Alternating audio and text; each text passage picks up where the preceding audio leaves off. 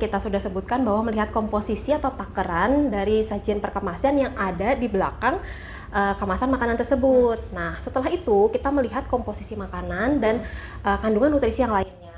Yang pertama kita mesti perhatikan.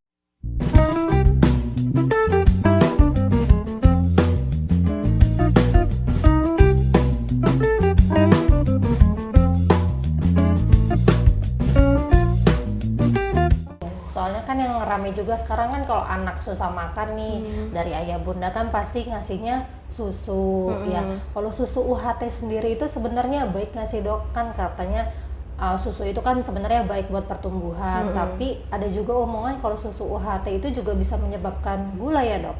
Nah, iya benar, ada isu-isu terbaru seperti itu ya dok, sehingga ayah bunda di rumah mungkin sahabat Hermina tuh jadi takut gitu mau kasih susu anak gitu, dikasih susu bubuk nggak suka, dikasih susu UHT ya takut-takut sakit gula, sakit ginjal kayak gitu ya. Nah, benar banget dok. Jadi kalau misalnya pemberian susu UHT itu sebenarnya masih baik dok, gitu. Jadi kita pertama harus tahu dulu ayah bunda untuk kandungan gula yang ada di dalam makanan kemasan itu terdapat 2 jenis dok. Jadi ada gula yang namanya gula alami, ada juga gula tambahan. Dimana gula alami itu dihasilkan oleh produk susu seperti jenis gula laktosa, buah, fruktosa maupun sayuran. Jadi itu sebenarnya gula yang alami dan tidak ada batasan jumlah konsumsi dalam harian. Gitu ayah bunda. Nah, sedangkan untuk gula tambahan atau gula seperti gula pasir, madu, kemudian sirup, nah yang biasanya ada di minuman kemasan, terus kemudian makanan cepat saji ataupun makanan-makanan kering seperti biskuit. Nah, itu yang harus kita batasi jumlah harian konsumsi anak kita. Seperti itu ayah bunda. Oke, dok, ini ada pertanyaan dari ayah bunda sahabat Hermina. Jadi gimana sih cara kita untuk milih susu yang bagus di pasaran itu? Nah, ya dok, pasti ayah bunda sahabat Hermina nih suka bingung kan karena merek susu nih, susu UHT banyak banget ya dok di pasaran ya. Kita nggak tahu nih, harga juga relatif sama, tapi apa sih yang harus kita cermati dalam memilih susu untuk anak kita?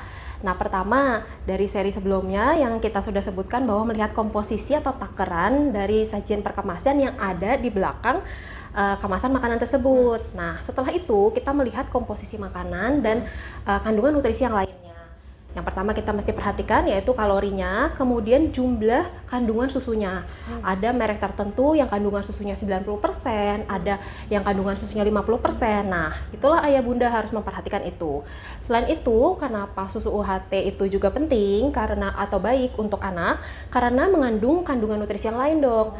Jadi selain susu atau gula yaitu laktosa atau gula alami tersebut, ada juga lemak, ada juga komposisi makanan protein, kemudian mengandung juga vitamin dan mineral lainnya seperti vitamin A, vitamin C, vitamin D, maupun mineral seperti kalsium, kemudian juga serat. Nah, semuanya itu dibutuhkan untuk tumbuh kembang anak. Nah, selain itu, ayah bunda sahabat Hermina harus memperhatikan kandungan gula yang tertera dalam kemasan susu UHT anak itu. Gitu.